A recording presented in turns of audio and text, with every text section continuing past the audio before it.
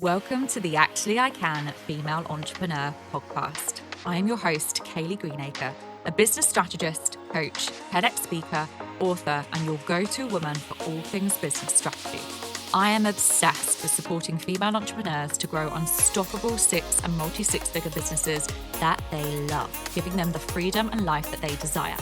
During this podcast, I'll be sharing with you everything that you need to become a successful female entrepreneur, from the mindset shifts to sales and marketing strategies and how to become an iconic leader that people can't get enough of.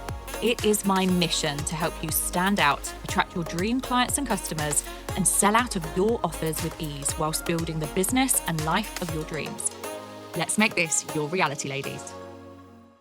Hello, ladies, and welcome to another episode of Actually I Can, the Female Entrepreneur podcast. I'm your host, Kayleigh Greenacre, and I'm joined today by the fabulous Rachel Bloomfield, who is a self-confidence and positive mindset coach. Hi, Rachel. How are you doing, my lovely? Hi, Kayleigh. I'm well, thanks. Thanks for having me. Oh, it's an absolute pleasure to have you here. Now, we're going to be diving into mindset and how this affects us as female entrepreneurs. So I'm going to hand over to you, first of all, Rachel, and let you do or give yourself a proper introduction to all of the listeners.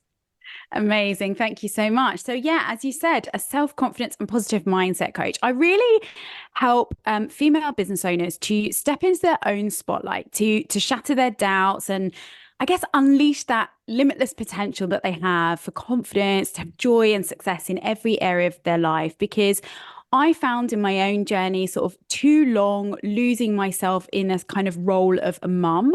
And so it became sort of a mission for me, I guess, to prioritize myself better and build up my confidence and be proud of my success, live kind of more in the moment and be able to sort of find joy in all areas of my life. And so I just absolutely love supporting women to do the same, to really just find their confidence, shatter those doubts and step into their potential that I see and I know is within them. And just some people just struggle sometimes to see it themselves. And so that's what I absolutely love doing. So I work with women one-to-one and also within a membership. And I also have my own podcast as well called The Mindset Map. So that's me. Amazing. Thank you so much. So let's dive into mindset. It's a massive, massive part of our lives and our success as business owners and female entrepreneurs. So why would you say it's important for female entrepreneurs to really focus on and invest in their mindset? Oh, I just think it's so often that missing piece of the puzzle. I think, when we start out in business, we get so caught often on focusing on all the practical things that we need to do. We've got to get our website and we've got to sort out our accounts and we've got to work out a marketing plan and all these things that we just get sort of stuck into doing. And yes, 100%, they're all vital. We need all of those items. But if we don't kind of work on the mindset alongside, then what I certainly experienced myself in my journey and, with the women that I work with is we trip ourselves up. We self-sabotage, we procrastinate, we, let our doubts sort of win. And it's just can be really, really frustrating because there's just that sort of almost like untapped potential, but we're just not focusing on that side of things to move that forward. Yeah, absolutely. I think mindset, absolutely, like you said, it's one of the most important parts for anyone, but obviously for female entrepreneurs. And I love the fact that you said, a lot of us get, I'm going to say distracted, but really focused on the strategy, on the building, on the foundations. And that is really important. I'm a strategist. I know how important that is. But at the same time, your mindset plays such an important part. And we have to make sure that we're investing in ourselves, in our self-belief and, and really making sure that we're focusing on us as individuals and how we can support ourselves in growing as an individual.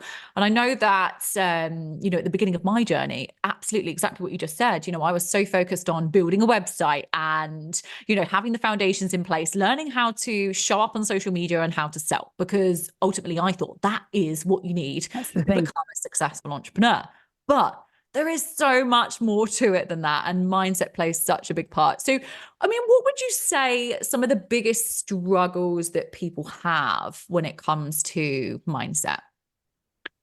I think Especially for women, for female entrepreneurs, for female business owners, I think the self-doubt and the sort of lack of confidence in their own ability and their own potential, and this comparisonitis, the imposter syndrome, I think that's the thing that really holds back a lot of women in this area. I think that's a really big a really big area to work on. And also I think it's really just as simple as shifting into a new identity, because when we start running a business, we suddenly have to become a business owner. Now, I often call myself an accidental business owner, because I started my business sort of purely out of circumstance and it fitting my life in that time. I never set out. It wasn't one of these like, I'm a born entrepreneur, you know, I've got tuck shop sales at school every day when I was a kid. I wasn't that kid.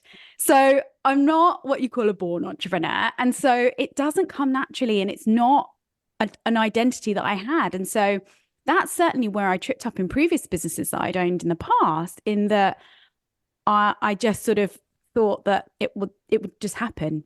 But you have to proactively find this new identity. Like, who is that version of you who is this business owner? And it's a different version of you. And so you have to work on finding who that is.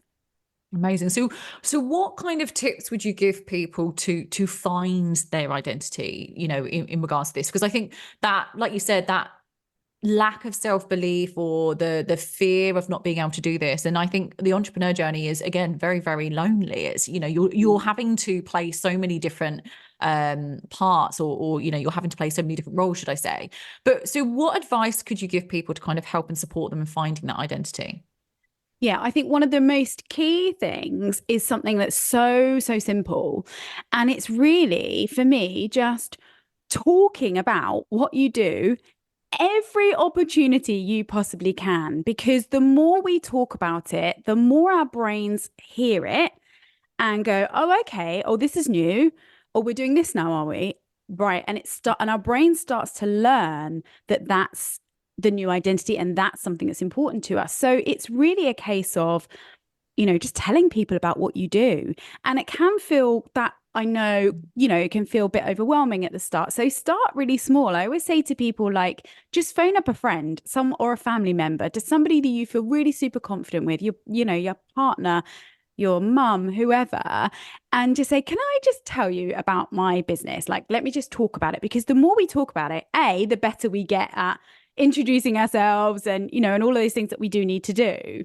But B, it just helps our brains learn, oh, okay, this is our new role, like, and this is important. And then, you know, our brains work that they then try to find things that fit that new identity. So by talking about it more and more and more, and that's why it really helps to, you know, get involved in online groups or go to networking events and things like that. Because the more we can talk about it, the more we can really step in and believe that role, because we hear ourselves saying it, we can start to believe it. Oh, I love that. So kind of almost as if you're making it a little bit of a habit, you know, introducing yourself, making sure that you're talking about it consistently. Yes. And we always say that consistency is key for everything, but absolutely, I think this is a really good piece of advice, actually, because I think with those limiting beliefs and those doubts that people have about themselves, you're right. It's that self-talk, isn't it? And then, you know, and telling yourself, but then also making sure that you're telling other people, and having that confidence. I talk an awful lot about confidence and about leadership and bravery, and, you know, really making sure that you're sharing with the world who you are authentically and how you can support and help people. And I suppose, again, what you're saying is, it's kind of echoing that, but it's, you know, it's leaning more into that, isn't it? And being proud of who you are and telling people that you can support and help them in one way or another. Yeah, and absolutely. And I think it's really vital as well to say it out loud, because you have to hear yourself. And then you hear that little doubt in your voice when you're talking, and you think, okay, I'm not fully there yet. Like, I can hear that doubt. Whereas if we write something down, you could write it, you know, you could be the best copywriter, whatever, and write some amazing thing. But until you actually try to say it, then you realize that you stumble over the words, or you hesitate over some of the terms that you're using. And then you realize, okay, this is an area I still need to do some work. Yeah. I love this. I love this. Great advice there. So I want to dive a little bit more into your journey and your experiences as a female entrepreneur, because I think this will really help our listeners. What mindset strategies have you focused on personally that have really supported and helped you as an entrepreneur? I think there are one of the most important things, I think for me, it's been really helpful is catching myself and catching like words that I use, language that I'm using, and I'm getting much better at it now, hearing myself saying shoulds and justs and got to do this. And those kind of language shifts, when you catch yourself and can replace them with more empowering words, can really help to sort of quiet that negative self-talk down. So that's certainly been a big thing for me. And another one which I love, which is based on the work of Byron Katie, where she basically gets you to sort of question everything. So, when you hear that little voice that pops up that goes, oh God, I'm no good at this, or I'm rubbish at timekeeping, or whatever stupid statement that we generalize and put out there, she asks you to question and say, like, is that true? Like, can you categorically say that that's the case? And, 99.9 times out of 100, we can't, because it's just a statement that we say that we believe, but it's not fact, because we could then look, okay, well, what evidence do we have that could, suggest that it's not true? And so, that really, really helps me when I'm going down that negative sort of thought pattern, to really step out and say, okay, but is this true? And if not, like, what is really true? And that, that really helps to move forward when I'm feeling a bit stuck. And then, it's just really, for me, sort of general kind of, I guess it's self-care practices, but things that just keep me ticking along, like making sure I have a little bit of time to myself first thing in the morning. I've got kids, so we're up and doing all the school run and making the packed lunches and all that sort of stuff. So I try to give myself just 5 or 10 minutes, like before I have to start all that, to just, kind of prepare myself for the day, and, maybe do a few breathing exercises and just, well, however I feel, maybe a really short meditation if it's how I feel in that morning, but just something that sort of gives me that time to prepare for my day. I love that. So really taking note of this in terms of self-care and focusing on your self-care, as well as turning any fixed mindset thoughts into growth mindset thoughts, basically, and being able to kind of really believe that, and making sure that we're, like you were saying, in terms of self-talk and questions, just making sure that you're allowing yourself and, you're allowing your mind to believe that this is possible and you can do this, rather than I wish, or I should, or I could have. I love this. So in regards to your journey then, because I always like to ask people openly about their struggles, their challenges, so we can really paint a real clear picture to our listeners. What were your biggest challenges, or were there any moments where you really struggled in your journey? Yeah, I mean, constantly.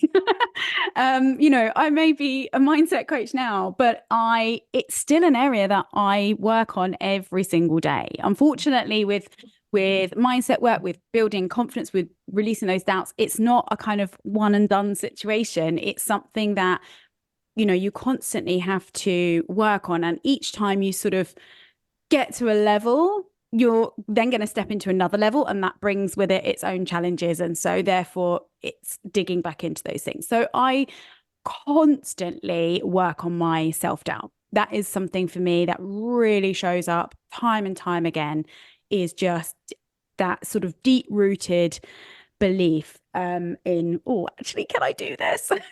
And I think for me that I've done a lot of work on this area. And what I know is that when I was a child and when I was growing up, I sort of had this idea and this belief that if you just work hard, you succeed. And that served me. That served me through school. That served me through university. That served me when I worked in a job as an employee. So I assumed that when I started running my own business, that I'd just, adopt that same principle. Well, you just work hard and I'll make it work. And then I couldn't understand why it wasn't happening. Why was that not working out this time? Like, that's just what you do, right? You just keep working. And it wasn't, that was like, I talk about this whole stepping into this role of a business owner, because that's the thing I hadn't done. And I didn't know who to be. And I just couldn't figure out why things weren't working. And so that is, for me, then a realization that that was the work I needed to do. And inevitably it's been a long and winding journey where I've run various different businesses, and I am now on my third business. And the coaching really came because I had kept needing to do so much of this work myself. And then I was sort of inadvertently helping others around me and, supporting other women who, you kind of build up a network of other businesses and things like that. And I was generally sort of helping people anyway. And it kept sort of coming up as a thought that, maybe this is an area that I should be doing. But again, my self-doubt took over and I was like, no, that's not me. And I always say, like, the universe gives you little nudges, but if you don't listen to the nudges, you get smacked over the head. And I think that's really what happened. It was kind of like, right, I do actually need to do this now. Oh, and I'm so pleased that you did, because you're incredible. And I know that you're supporting so many fabulous women around the world in regards to their mindset and their confidence. So something that comes up quite a lot from people within my community is they have a dream. They know that they want to build or grow an incredible business, but they're often telling themselves that they don't know how they're going to do this, and that they don't believe in themselves that they can actually do it, because I think there's a little bit of comparison going on. And ultimately, again, it is all in their mindset. So what advice would you give to people? If there's anyone listening to this podcast now, what advice would you give to people who are really having or experiencing self-doubt when it comes to building their business? Well, I think the biggest part of that, and the first step is the hugest step, and the most important step is recognizing it and acknowledging it. Because I think so often we're kind of taught to like ignore those kind of emotions, like just push through, and you sort of feel like, oh, it's okay, I'll just do it and I'll be okay. The confidence will come, I'll just do it. And to a certain extent that happens, but we do have to acknowledge that doubt is there. And I think that's really the first super, super key step. And I mean, the best way to really deal with this, and I reluctant to say this, I guess, a little bit, because it sounds like a bit of a sales pitch. It's really not. But really the best way to deal with this is to work one-to-one with someone and work through these blocks, because ultimately that doubt is there because there are certain beliefs that we hold on to that are deep in our subconscious from, something that a teacher said to us when we were once 5 years old, or some throwaway comment that our mum made when we were 7. And we don't realize what effect that then has on us as adults when we're then trying to build a business, and suddenly we're telling ourselves that we're useless, or that, we're not intelligent enough, or whatever it is that we're telling ourselves has come from these deep rooted things. So really the best way to work through that is get yourself a coach, work one-to-one with someone, and really just dive into that work and uncover those blocks. But it is something you can do yourself. Obviously, you can just start to ask yourself those questions as to, why do I believe this? Where has this come from? Who said these things? Ask yourself about your childhood. You can do it yourself. It's just a longer road, and it's a little bit less easy, and it's a bit more lonely. Amazing. Great piece of advice there. So if we were to talk about routine and daily habits, this is something that I'm a firm believer in, that when you wake up in the morning, if you get yourself into a routine and you make or build in mindset exercises or something for your mindset as part of your daily habits, it really does support you and set you up for the day. Just out of curiosity, what do you do to set yourself up for the day in the morning when it comes to mindset? So really simple, actually, because like I say, I don't have a huge amount of time. I'm not somebody who particularly wants to get up at 4 a.m. and start, journaling. I'm not the best in the mornings. So I don't get up all that early. But there's two kind of most important things for me. One is gratitude. And I try to every morning think of 3 things from the day before that I'm grateful for. They can be really small things, but that just helps to get me in the right kind of frame of mind, because we can so often just focus on everything that's going wrong and all the things that aren't working. So just forcing ourselves to go, okay, but there's got to be something. It's got to be at least 3 things that I'm grateful for. So I always do that. And then I always try to do a few little breathing techniques that just sort of help to kind of I guess, ground me and, you know, sort of remove maybe a little bit of stress, because it's going to be a stressful morning, you know, a little bit when you're rushing around. And so to start by just sort of regulating my nervous system by just a few sort of breathing techniques, that really helps me. And then the other thing that I always bring in at some point in the day, if I'm feeling a little bit off in any way, is I absolutely love tapping meditations, emotional freedom techniques. Amazing. It's really, really simple because I'm not massively great at meditating. So I don't sit still very well and my mind wanders. So I find that tapping meditations really, really help me because it gives me something to do, something to focus on. And and just really helps to kind of reset if I'm sort of feeling a little bit off on that day. Amazing. So for all of our listeners, finding a routine or finding a daily habit, should I say, to invest in your mindset is really important. And think about, there's so many different strategies and things that you can do, but think about how you want to set up your day so that you have the most positive and successful day every single day in your business. Rachel, we're coming towards the end of the podcast episode, and I always ask this question to all of my fabulous guests, but what is your word or mantra of the year? Okay, so my word this year is transformation. And that is because I have been on a sort of self-discovery journey and a journey of growth, a journey of discovery, I think, over the last few years. And I really feel like this year is the year where I kind of want everything to come together and slot into place. And, you know, this beautiful transformation takes place, because I think I've been doing a lot of the groundwork over the last few years. And so I feel like this is my year. This is the year it's all going to come together. Oh, I love that. Absolutely love that. And again, for all of our listeners, always go back to your word and mantra of the year. It just really supports us in terms of grounding us and just reminding ourselves of what we're doing and why we're doing it.